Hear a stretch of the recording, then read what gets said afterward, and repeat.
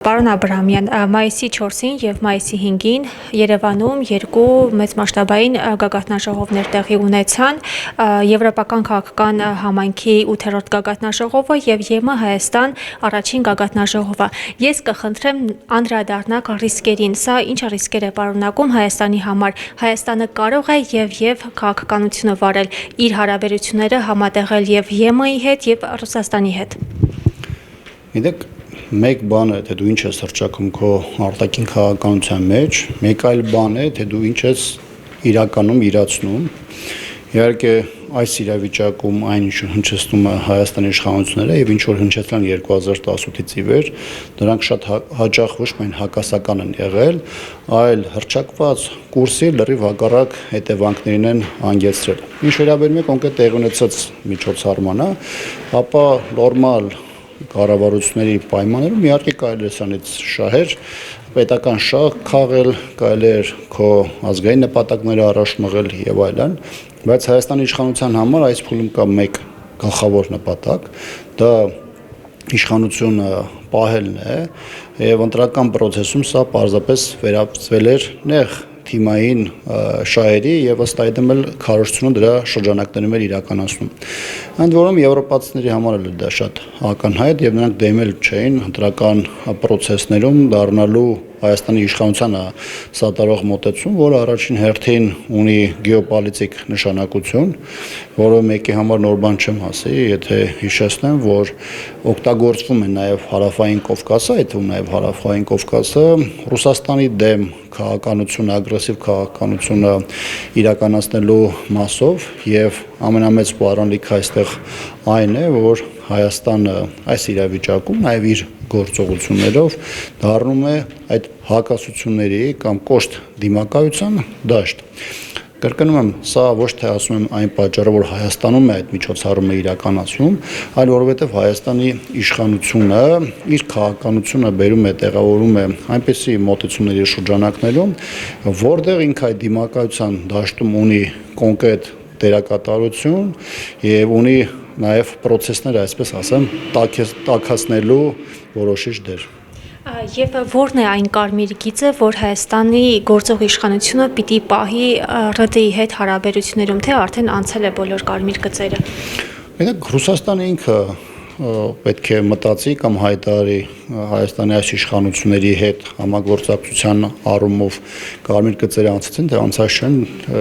ես չեմ էլ պատրաստում այստեղ ռուսներին ռուսական շահը բացատրելու կամ Հայաստանի իշխանություններին կոչեր հորդորներ հնչեցնելու Ռուսաստանի լավ հարաբերություն ունենալու համար, բայց մեկ բան շատ ակնհայտ է, այն տարածաշրջանում, որտեղ Ռուսաստանը ունի էական ազդեցություն, բնականաբար այդ երկրի հետ հարաբերությունները որևէ պայմաններում չպետք է լինեն թշնամական։ Դու կարող ես այս կամ այն մասով չհամագործակցել, դու կարող ես հարաբերությունները այս կամ այն կողմ տանել կամ բերել, բայց երբ որ դրանք վերածվում են թշնամականի, իսկ իմ տպավորությամբ գոնե երևացող մակերեսում Ռուսաստանը սկսել է հայաստանյան իշխանությունների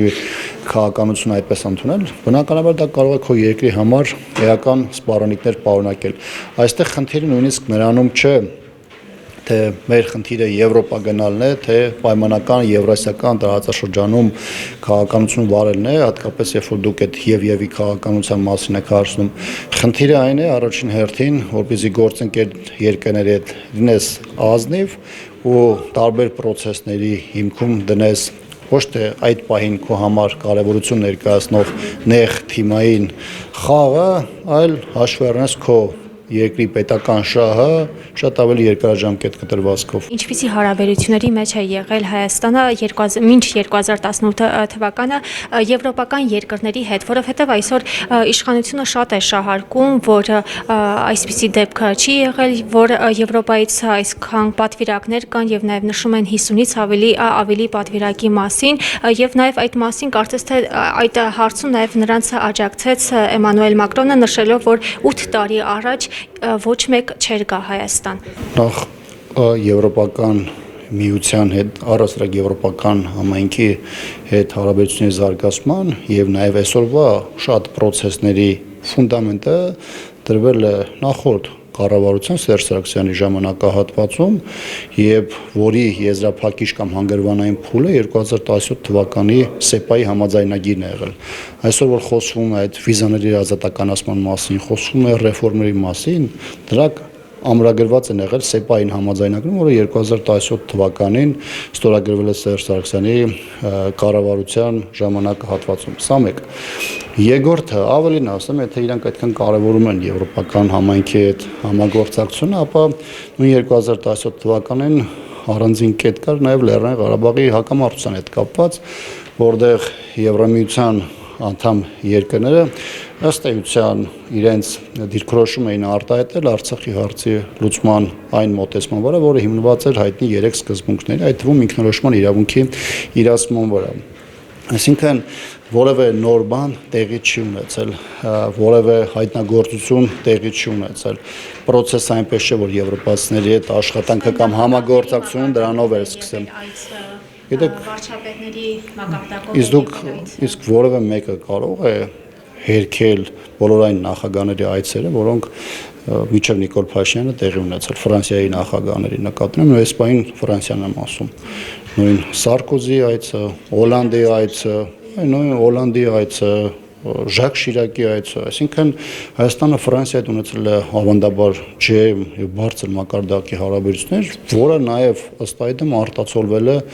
նախագահների եւ տարբեր այլ պաշտոնյաների մակարդակով այցերի։ Մինչև 2018 թվականը խորհրդարանը բավական լայն համագործակցություն ունեցել նաեւ Արցախի խորհրդարանի հետ բարեկամական շրջանակ է եղել եւ այլն։ Այսինքն այն մարդիկ, ովքեր ասում են, որ Նիկոլ Փաշինյանի օրոք է հիմք դրվել եվրոպական համայնքի հետ ակտիվ աշխատանքին կամ առավել եւս Ֆրանսիայի հետ հարաբերությունների զարգացմանը, նրանք կամ մարդիկ են, որոնք առասարական տեղյակ են միջազգային քաղաքականությունից, կամ մարդիկ են, որոնք տեղյակ են, բայց նպատակաուղղված ձևով փորձում են մանիպուլացնել մեր հասարակությանը։